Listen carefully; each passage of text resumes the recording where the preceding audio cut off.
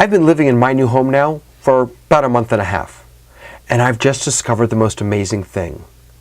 I have a yard. One drop of honey makes a world of difference. One drop of honey makes learning sweet. Add one drop of honey to Talmud Torah, and you've got a team that can't be beat. All starts with the children. Open minds and smiling faces. Turns out having a yard isn't such a novelty in Sharon, Massachusetts. In fact, now that I think of it, I've had a yard in every home I've ever lived in.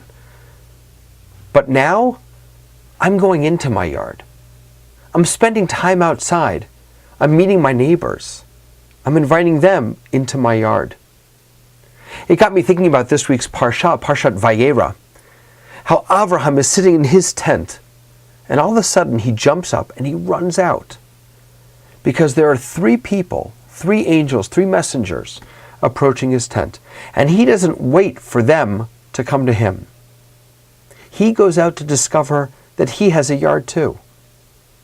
In fact, Rashi makes an interesting comment. He says that these three angels, these three messengers, actually stopped away from his tent.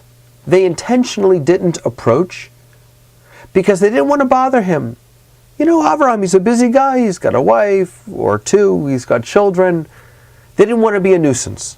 So they stopped and waited. And it was up to Avraham to actually come out of his home, of his tent, go into his yard, and invite them in. You know, this is such an important truth in Jewish communities, in all communities.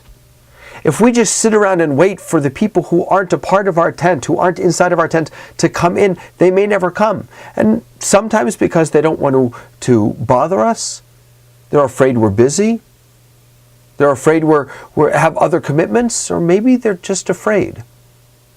Whatever the reason, like Avraham, we have a responsibility to go into our yard. We have a responsibility to invite them into our tent, not just wait for them to come to us. In my yard, I'm discovering new friends, new neighbors, wonderful moments with my kids. Leaving the confines of my home and discovering that I have a yard has been one of the greatest gifts that this new home has given me. So thank you, home.